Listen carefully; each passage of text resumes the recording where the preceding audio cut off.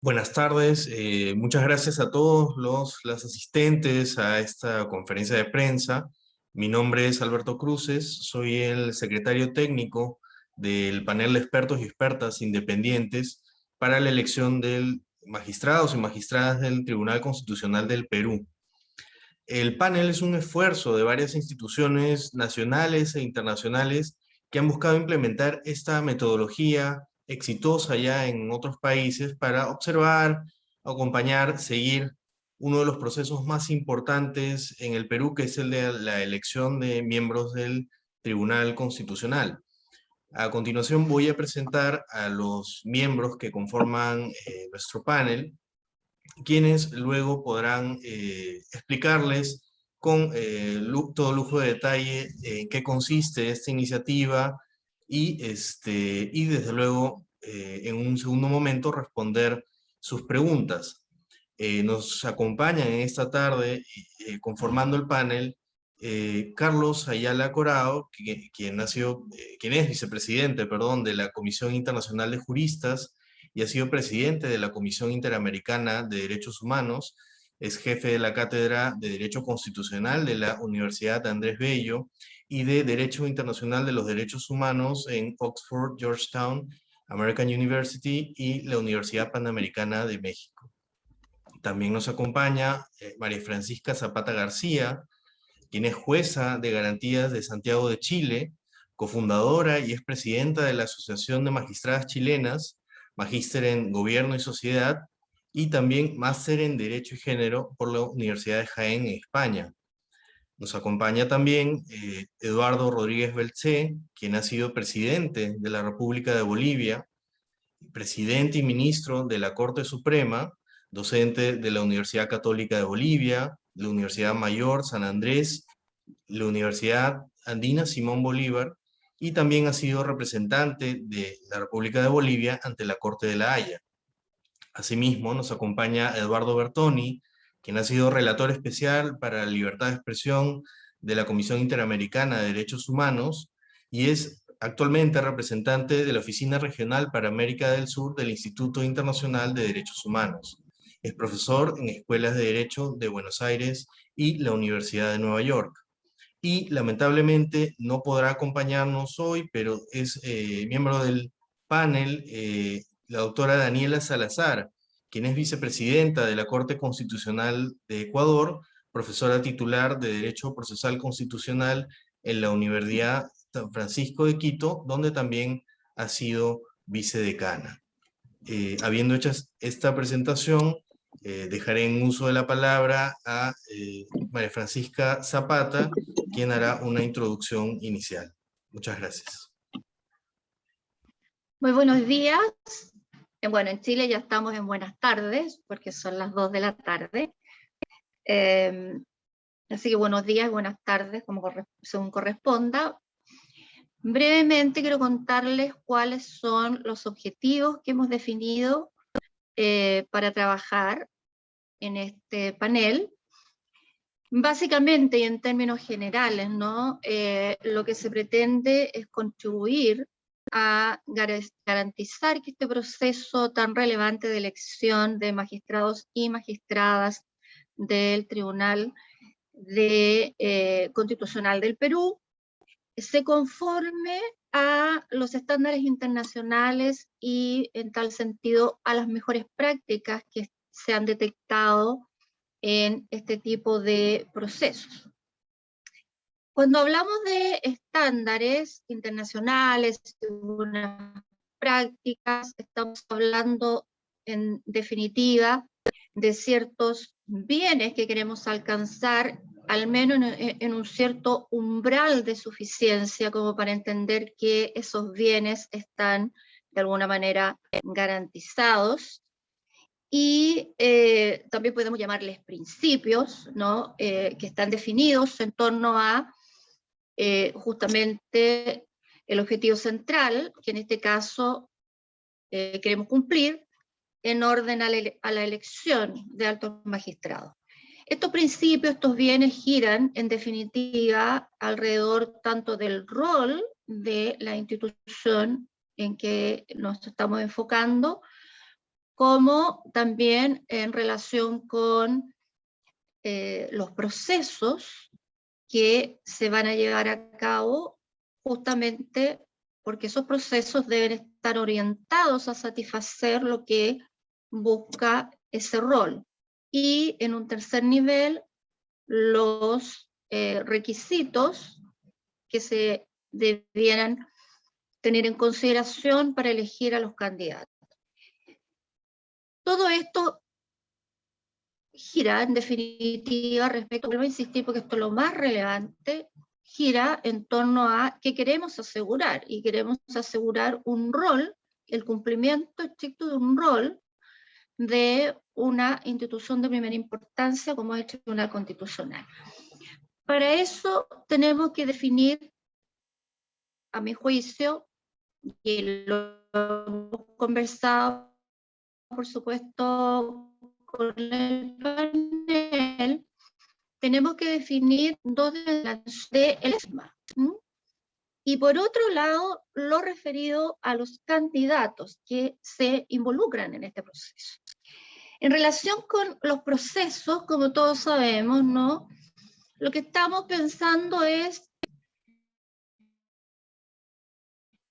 en la mejor ruta, los mejores diseños que estén nacional, para conducirnos a este fin del que ya he hablado.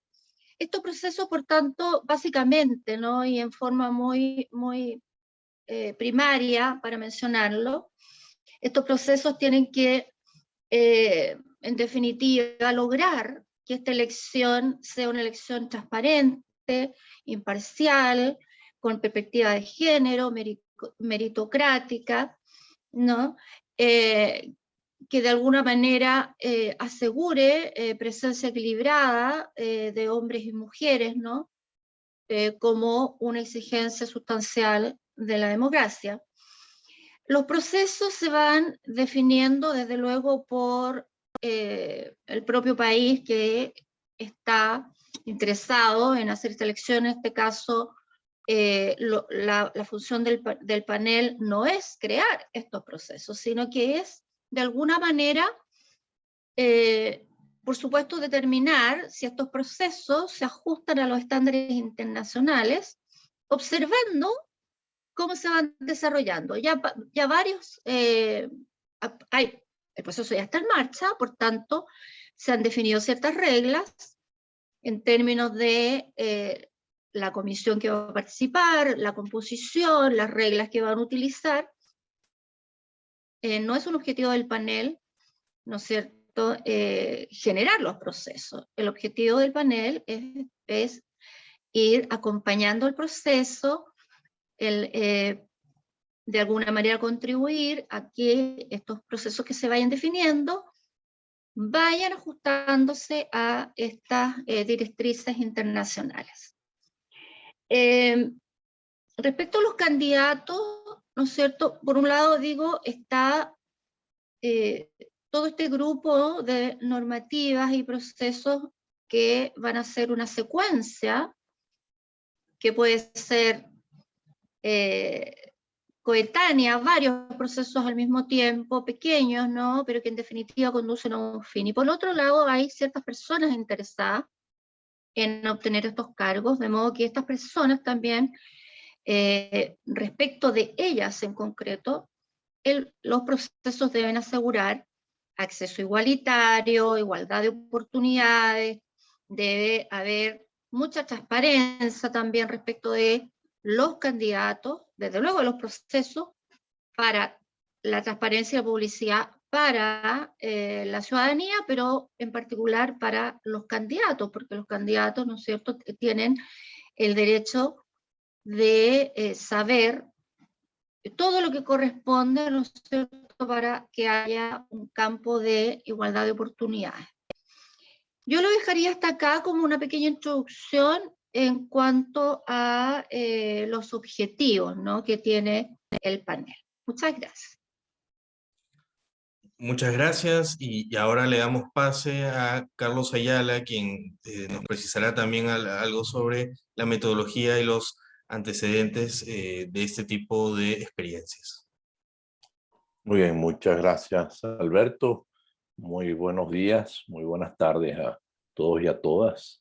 Muchas gracias por concurrir y participar en esta presentación de este panel independiente para la elección de magistrados y magistradas del Tribunal Constitucional de Perú.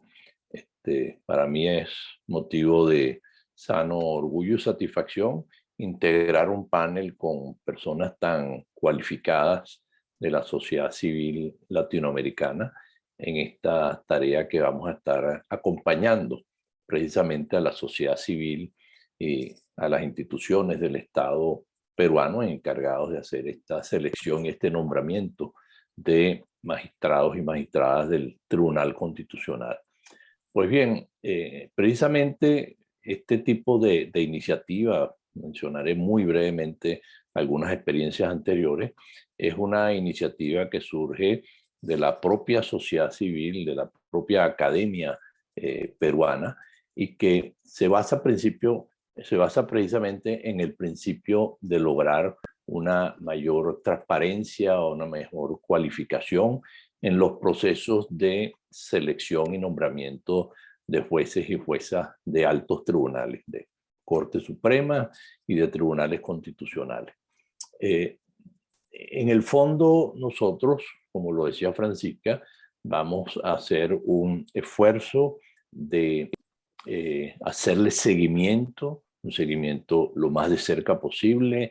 En ese sentido, estamos afinando la metodología de trabajo con la propia comisión parlamentaria que está encargada de hacer esta preselección inicial, para que los requisitos que establece la Constitución peruana, para que los requisitos que establecen las leyes del Perú y los estándares internacionales precisamente sean cumplidos, y sean cumplidos para lograr el mejor tribunal constitucional que se merece Perú, que se merece la democracia peruana y que se merece el Estado de Derecho en el Perú. Y por eso es que nuestros principios que van a guiar la tarea que vamos a llevar adelante son los principios de la búsqueda de la competencia de los candidatos y candidatas a seleccionar, la transparencia del procedimiento y la participación ciudadana.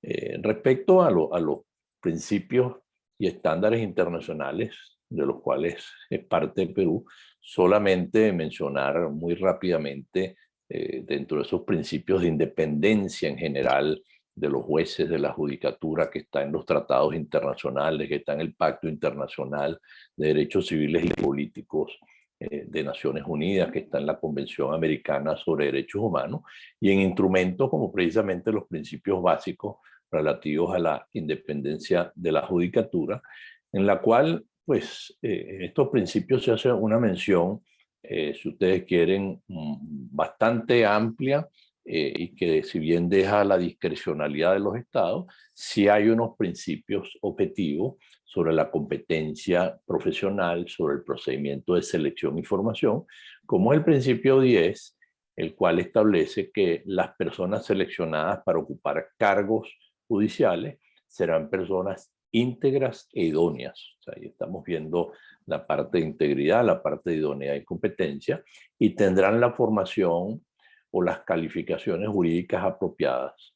Todo método utilizado, continúa este principio, en la selección del personal judicial, garantizará que éste sea nombrado por los debidos motivos, es decir, que no sea nombrado por motivos indebidos, y en la selección de estos no se podrá hacer discriminación alguna. Es decir, solamente un pequeño ejemplo de cómo nosotros nos vamos a guiar entonces por lo que son estos principios de estándares internacionales. Algunas experiencias nos permiten invocar lo importante y lo exitosos que han sido estos procesos de los paneles internacionales, tanto a nivel nacional como internacional. Yo mismo he formado parte en el pasado de esfuerzos en otros países como en Ecuador en el año 2005 como representante de Naciones Unidas y a solicitud del propio Estado ecuatoriano de una veeduría internacional. Claro, esto era, si ustedes quieren, un poco más oficializado y se pasó a través de una ley en la cual se quería buscar mayor transparencia y participación con veeduría internacional, de lo cual resultó una Corte Suprema de Justicia que fue instalada con la presencia de Naciones Unidas y de la Organización de Estados Americanos. Hemos participado en este tipo de procesos también en la selección del Tribunal Constitucional en la Corte Suprema de Justicia en Guatemala en el año 2009 y en dos oportunidades en ejercicios en un panel internacional precisamente que hace una evaluación de las candidatas y los candidatos a la Corte Interamericana de Derechos Humanos y a la Comisión Interamericana de Derechos Humanos. Este tipo de paneles existen en unos casos más oficiales, en otros casos más un esfuerzo de la sociedad civil para contribuir a mejorar los procesos de selección, y lo vemos en el caso de la Corte Penal Internacional, del Tribunal Europeo, tanto de la Unión Europea como el Tribunal Europeo de Derechos Humanos de Estrasburgo, y en definitiva lo que vamos a intentar hacer de mano de la sociedad civil peruana en esta oportunidad es, y con esto termino, contribuir con nuestros mejores esfuerzos a que usando esos estándares, usando los propios estándares de la Constitución y la legislación peruana, usando los estándares internacionales, podamos contribuir al nombramiento de un tribunal constitucional de jueces y juezas que sean capaces, que sean independientes y que en definitiva fortalezcan la protección de los derechos humanos, la democracia y el Estado de Derecho en el Perú. Bien, muchas gracias. Muchas gracias, Carlos. Y sí, creo que llega el momento, ¿no?, de abrir una ronda de preguntas y en ese sentido invitaría a quienes nos acompañan en esta conferencia a alcanzar sus preguntas para el panel, las cuales se contestarán de inmediato. Bien, tengo una primera pregunta de Javier Alonso de Belaúnde. Señala: es posible que el Congreso tome con hostilidad esta iniciativa al ser novedosa en nuestro país, pero también porque supone una fiscalización externa, cosa que siempre puede ser incómoda a los parlamentarios. ¿Se ha planteado alguna aproximación a la Comisión Especial del Congreso a cargo del procedimiento de parte del panel para tener buenas relaciones y que se comprenda mejor su rol? Invitaría, no sé si a Eduardo Bertoni o Eduardo Rodríguez, que tal vez quisieran responder a esta pregunta.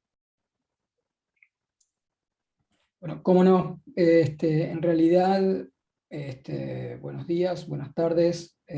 Para mí también es un honor ser parte de este panel con muy prestigiosos colegas de la región, con los que nos conocemos desde hace muchos años.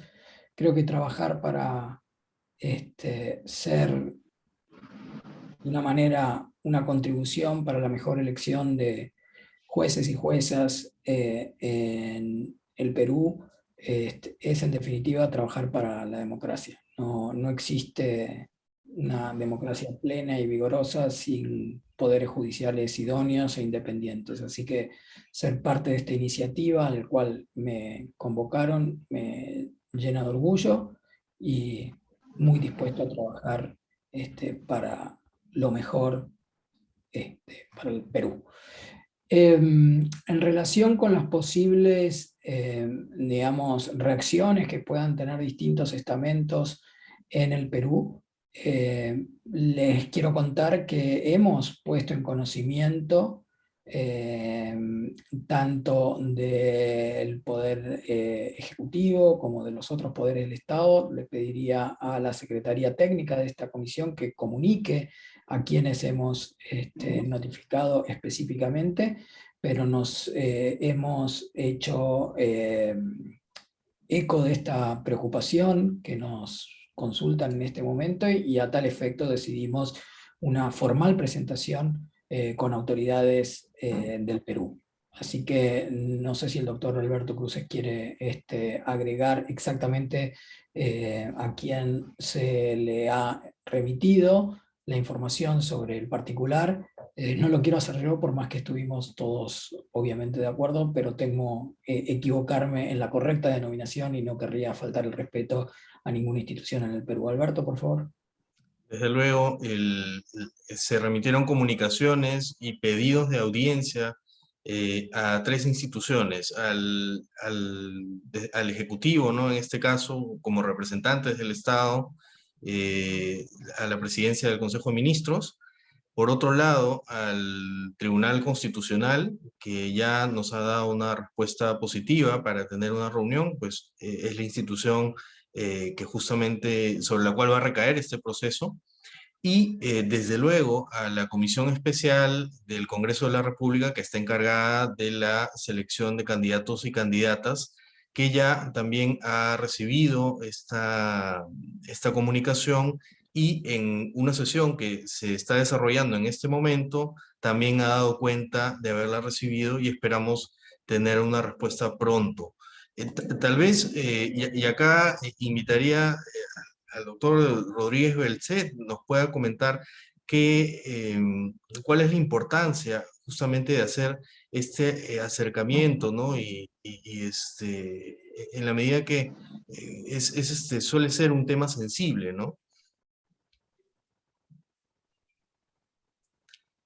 Está sin audio.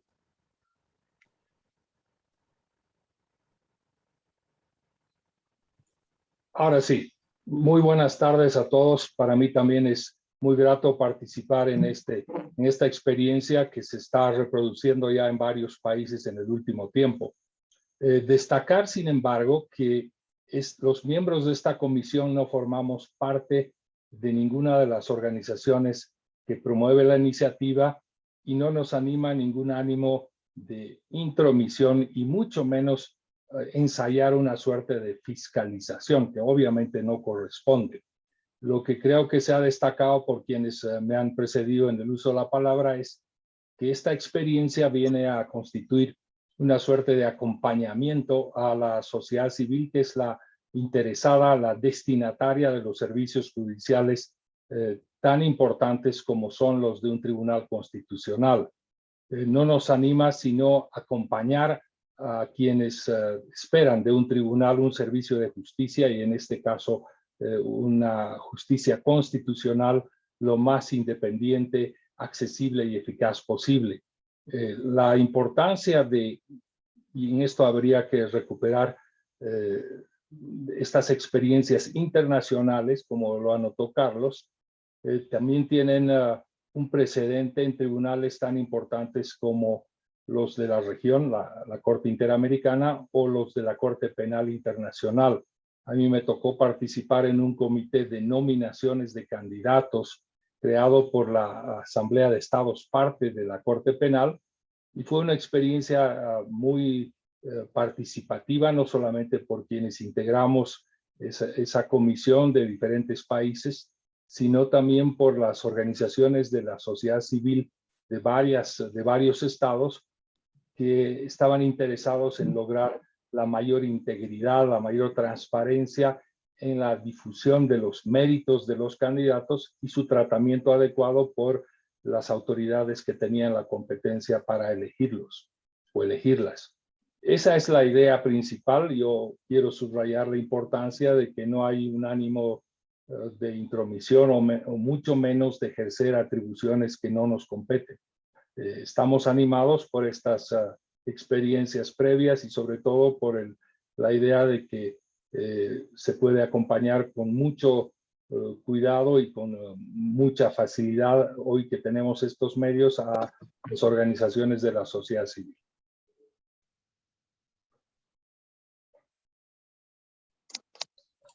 Perfecto.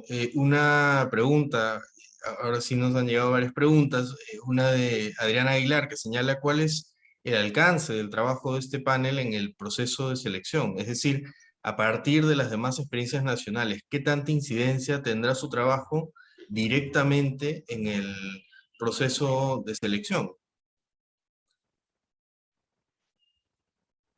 Bueno, yo puedo intentar dar unas primeras ideas con cargo a que mis compañeros y compañeras de panel lo complementen. Como lo estaba anotando Eduardo Rodríguez, este es un proceso que le compete por la Constitución peruana y por las leyes ser llevado a cabo precisamente no solamente por el Congreso, sino en este momento por la Comisión Parlamentaria correspondiente. De tal manera que estamos actuando en perfecto conocimiento y respeto a lo que son las competencias constitucionales y legales de los órganos encargados de hacer el nombramiento. Ahora, precisamente por tratarse de una materia que le interesa a la sociedad civil, una materia que le interesa a todo el país, pero que además le interesa también a la comunidad internacional, porque están envueltos temas relativos a el derecho humano a ser juzgado ante un juez competente, independiente e imparcial, porque está involucrado elementos de la democracia constitucional, del Estado de Derecho, de la separación de poderes, de la independencia de los tribunales y cortes. Es un tema que además tiene el legítimo interés de la comunidad internacional. Ven ustedes como los órganos de Naciones Unidas, los órganos del sistema interamericano, precisamente hacen sus informes y hacen una evaluación de estas instituciones para la protección de los derechos humanos. En este momento nosotros, como un panel, básicamente se pone a disposición del proceso y nosotros, como lo dijimos en la introducción, vamos a estar viendo dos elementos. Vamos a estar viendo el elemento de la búsqueda de candidatos con las cualidades y las condiciones de capacidad, de integridad, pues que están establecidas en la Constitución y en los estándares internacionales, y vamos a estar viendo además el proceso que se lleva a cabo. Todo esto, por supuesto, como lo anunció Francisca, con una visión de género, indudablemente, pero vamos a estar viendo el procedimiento, que el procedimiento cumpla con lo pautado, que el procedimiento permita garantizar los principios de transparencia, de participación ciudadana. En ese sentido, lo que pretendemos es acompañar a la voz de la comunidad, de la sociedad civil nacional e internacional, en el cumplimiento de esa delicada y alta función. Nosotros podremos hacer, como lo estamos haciendo en este momento, intervenciones durante el proceso, pero al final, independientemente de las intervenciones que podamos ir haciendo, vamos a presentar un informe. Un informe así como se hacen informes de, por decirlo, de observación electoral, que es un proceso interno también, pero en este caso es un informe de este panel de la sociedad civil y que su objetivo único, lo repetimos y una vez más, es ayudar, contribuir a que se haga la mejor selección y que salga el Tribunal Constitucional más competente, porque ese es el objetivo de todos los peruanos y peruanas, ese es el objetivo de la Constitución peruana, ese es el objetivo de los instrumentos internacionales sobre derechos humanos. Entonces, el proceso lo van a ir viendo muy dinámico respecto a la evaluación de candidatos y candidatas, respecto al procedimiento, lo van a ir viendo nuestra actuación durante el procedimiento en sí y también al final con un informe que presentaremos con ocasión del término del mandato y las elecciones que se lleven a cabo. Justamente en la línea de lo que se acaba de comentar, hay una pregunta muy pertinente de David Lobatón, que es también profesor principal de Derecho Constitucional, que pregunta, ¿no? ¿Cuál es el carácter o la fuerza jurídica de estas conclusiones que se van a presentar en el informe final? Y me permito acá juntarlo con una observación que hace Adriana Aguilar también, que señala pues que muchas veces estas observaciones, estos ejercicios se hacen, pero luego no son considerados al momento de la selección, ¿no? Entonces, ¿qué carácter o qué fuerza jurídica tendrían este informe?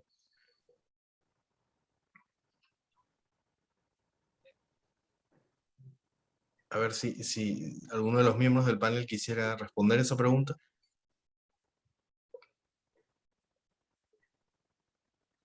Bueno, también puedo lanzar unas ideas mientras mis Sí, compañeros y mis compañeras se animan. Bueno, fuerza jurídica no es lo que estamos hablando. No es que esto sea algo, como dicen, enforceable, ejecutable jurídicamente.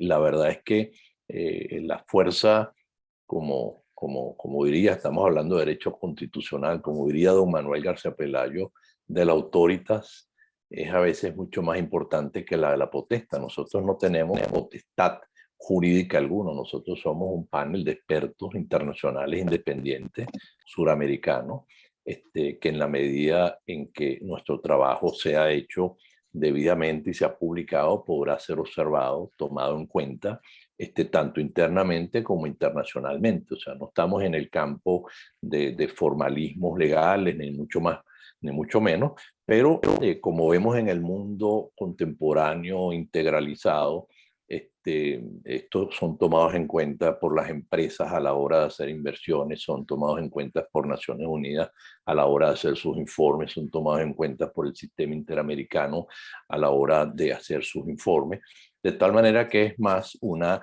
referencia de autoridad lo que pretendemos hacer, pero repetimos, nuestro primer destinatario y nuestro objetivo es el propio proceso y las autoridades peruanas competentes de adelantarlo y de llevarlo a cabo. Te paso la palabra, Eduardo, que sé que la habías pedido. Perdón, sí, Eduardo, antes de que tomes la palabra, solamente quisiera precisar sobre lo que ya se ha dicho, una pregunta que también ha hecho Rosario Romaní, que va en la misma línea, ¿no? Que ella justamente consulta si es que estas recomendaciones serían vinculantes y sobre todo esto último, ¿no? De no acatar las recomendaciones, ¿qué podría ocurrir? ¿Cuáles podrían ser algunas consecuencias? eh, comparto plenamente la intervención del doctor Ayala y comparto también el interés que están teniendo en conocer sobre los efectos que puede tener nuestro trabajo. Si yo estuviera mirando este proceso como un periodista, seguramente haría esa pregunta. Es una pregunta muy adecuada y muy pertinente. Y tiene que ver con ¿para qué estamos? Y las palabras que hemos pronunciado en esta conferencia tienen que ver con contribuir, acompañar, apoyar un proceso a efectos de que se llegue a un buen resultado. Las consideraciones que nosotros podamos hacer, ya sea parciales o finales, van a ser consideraciones que serán tomadas en cuenta o no. Y esto lo tenemos que decir desde el comienzo. Pero como bien decía Carlos Ayala, pretendemos llevar adelante un trabajo serio, independiente, y nuestro objetivo, por supuesto, que es que nuestras recomendaciones sean tomadas en cuenta. Pero no tenemos un standing jurídico ni obligatorio para que ello ocurra. Y esto ocurre también con otro tipo de iniciativas que tiene la sociedad civil a nivel local en los distintos países o a nivel internacional, en donde el trabajo de comités de expertos que son convocados por la sociedad civil tienen una fuerza vinculante en tanto y en cuanto el trabajo sea visto como un trabajo serio y que puede tener eventualmente algún efecto que es un efecto no jurídico por no seguir esas recomendaciones. Cuando digo un efecto no jurídico, quiero decir que apartarse de una recomendación que es razonable y razonada, que puede ser advertida como una recomendación que sigue estándares internacionales, que es justa. Apartarse de ese tipo de recomendaciones puede tener algún efecto en quienes deciden no tomarlas en cuenta. No jurídicos, pero sí efectos en el sentido de generar algún grado de observación internacional por otros órganos que sí pueden tener efectos jurídicos. Por ejemplo, a nivel de Naciones Unidas existe, como muchos aquí saben, una relatoría especial para la independencia de los jueces. Bueno, este es un mandato internacional de Naciones Unidas que podrá o no tomar en cuenta las recomendaciones eventuales de esta comisión de expertos y expertas en caso de no ser tenidos en cuenta. En otras palabras, buscar en nuestro trabajo un efecto jurídico vinculante es buscar algo que no existe. Buscar en nuestro trabajo un efecto concreto para acompañar y contribuir a la mejor decisión que realicen las autoridades competentes en el Perú es un trabajo que puede ser encontrado y para el cual nosotros estamos convocados. Me gustaría agregar, si me permite, Por favor. desde luego compartiendo todo lo que se ha dicho por el presidente Rey,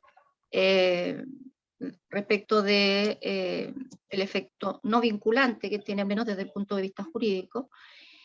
Considero que es sumamente relevante que la sociedad peruana, los medios de comunicación comprendan que esta comisión requiere apoyo en términos de acceso, ¿no es cierto?, a la información y a los procesos que se están desarrollando, y de alguna manera lograr una cierta relación lo más amigable posible en términos de conversación permanente, porque no hay un acompañamiento en silencio, ¿cierto? Bueno, en situaciones tristes tal vez, pero para que sea productiva esta, ¿no? Debería haber, por supuesto, mucho contacto con quienes están participando derechamente en el proceso de la selección, conversación, ¿no es cierto?,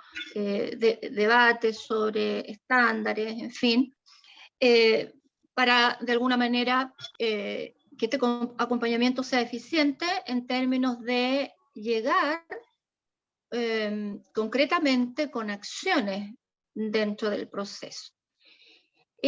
Por ejemplo, solo como ejemplo, entiendo que dentro de las reglas de procedimiento no hay una mención específica a la necesidad de promover presencia equilibrada de hombres y mujeres en el tribunal, y entiendo que la razón de ello fue justamente que era una obviedad, ¿no? Y que, claro,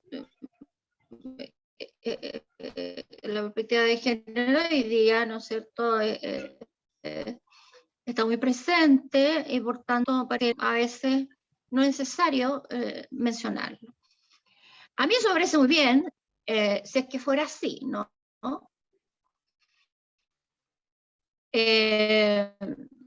Puede como términos de principio, no en términos, y principio digo como mandato de optimización en la medida, no sé, vamos a avanzar hacia allá, combinando otros principios. Aunque no está escrito, ¿no es cierto?, dentro de la normativa, es un estándar que internacionalmente se ha ido consolidando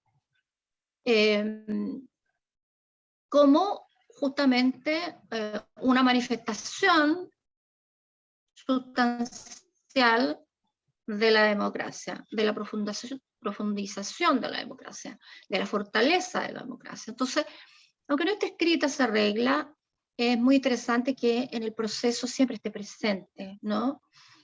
Y hay formas de... Entonces, a mi juicio, para lograr un buen resultado en términos de que el informe final, ¿no es cierto?, sea de alguna manera bien visto, acogido, ¿no es cierto?, por la propia comisión en la toma de sus decisiones, creo que hay que ir avanzando juntos en mucha conversación. Porque yo no encuentro ninguna gracia, como decimos los chilenos, simplemente una vez cuando termine el proceso, nosotros ir casi con un checklist, sí, no, cumplió o no cumplió. ¿no? Porque eso no es eficiente para el proceso local.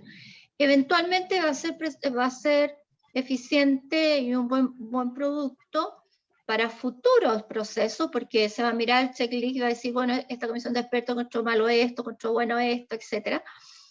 Pero yo creo que hay que cumplir los dos objetivos. Hay que intentar, ¿no?, acompañar este proceso a través de orientación, conversación mutua, escucharse, ¿no?,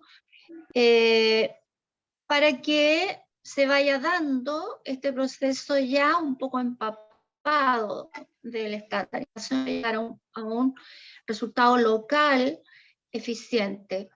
Y desde luego el segundo efecto se va a producir por sí solo, ¿no?, para futuras experiencias. Yo estoy muy interesada en esta experiencia, que sea lo más exitosa posible, porque en mi país vamos a tener próximamente que, bueno, ya estamos en un proceso constitucional, y vamos a tener, ¿no es cierto?, que establecer mecanismos de selección muchísimo más rigurosos y meritocráticos y paritarios que los que hemos tenido tradicionalmente. Por tanto, no, es Perú para mí, por supuesto, con mucho esfuerzo y mucho gusto, ¿no?, trabajar en esto, pero también es más que para Perú, también para otros futuros ejercicios, y en particular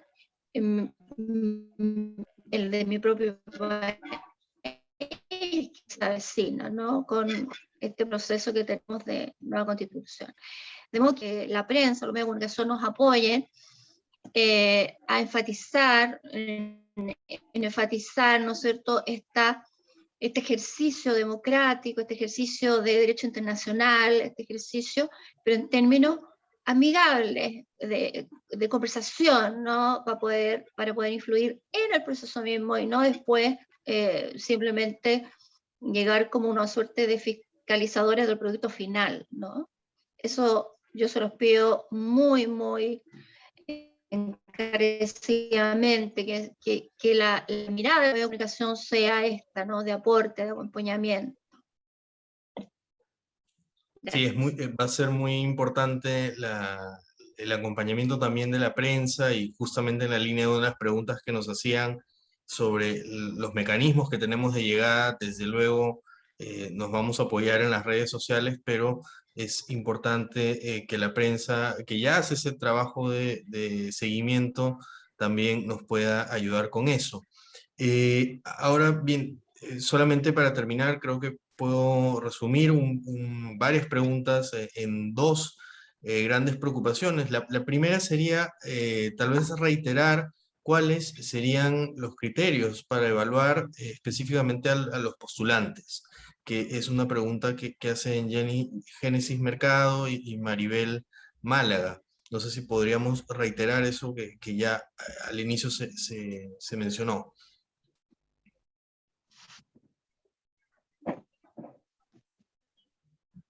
Bueno, como lo dijimos al inicio, lo has recordado, Alberto, los requisitos y el cumplimiento, digamos así, de las exigencias están en la propia Constitución. Lo que pasa es que son como muy generales, ¿verdad? Hay que llenarlas un poco de contenido, y eso puede hacerse sirviéndose de otros requisitos e interpretaciones que están en las propias leyes peruanas, que están en los reglamentos parlamentarios, pero nosotros insistimos mucho de complementar todo ese derecho interno con el derecho internacional, tanto lo que pueda estar en la jurisprudencia de los órganos, lo que pueda estar en los principios, todo eso que llamamos de alguna manera el soft law, pero que en definitiva, cuando estamos hablando de las cualificaciones, de la necesidad de independencia de un juez, de la necesidad de que los jueces estén rodeados de garantías de ser libres frente a presiones externas, etcétera,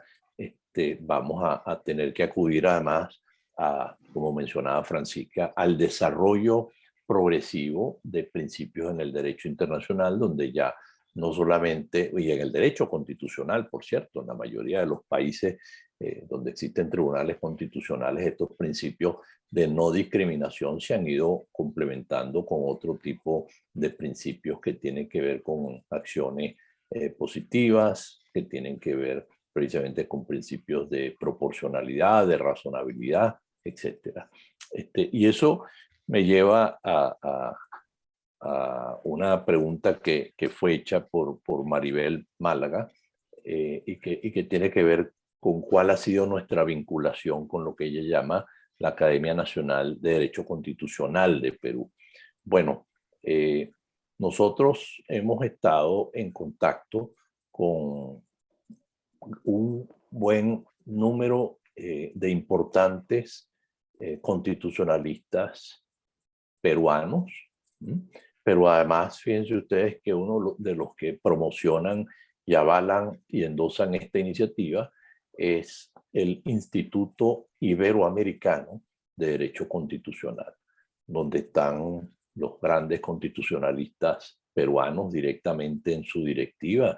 El presidente del Tribunal Constitucional, Ernesto Blume, está en su directiva, el doctor García Belaúnde, y tantos otros que además forman parte no solamente del instituto como tal, sino que además forman parte del capítulo peruano de este instituto, y además de lo que es la Asociación Peruana de Derecho Constitucional. De tal manera que sí, hay un elemento académico importante, un elemento académico desde el punto de vista de que todos estos principios, llegó la hora que hemos estudiado, que hemos enseñado en las cátedras, llega la hora de llevarlos a la realidad, de llevarlos a los procesos y procedimientos de selección de jueces, y en el caso pues, de jueces constitucionales, mucho más delicado de que estos grandes principios que forman hoy en día la base de un Estado de Derecho, precisamente la independencia de los jueces, se lleve a cabo, y por eso es que la Academia Peruana ha sido en buena parte aliada de este tipo de iniciativas, ha sido informada, y que como ustedes ven contamos con el aval y el apoyo del Instituto Iberoamericano de Derecho Constitucional. Y aspiramos a tener mucha más relación y reuniones durante el proceso para escuchar sus pareceres, por supuesto. Esto más bien tendería a incrementarse. Muchas gracias. Alberto, Gracias. si puedo agregar Sí, por favor. una cuestión que estaba también en las preguntas antes de que se dé por terminada la conferencia de prensa, está vinculada con qué pasaría si el trabajo nuestro, creo que la pregunta hablaba de una suerte de autorización, ¿no? O no, aprobación, aprobación de nuestra intervención.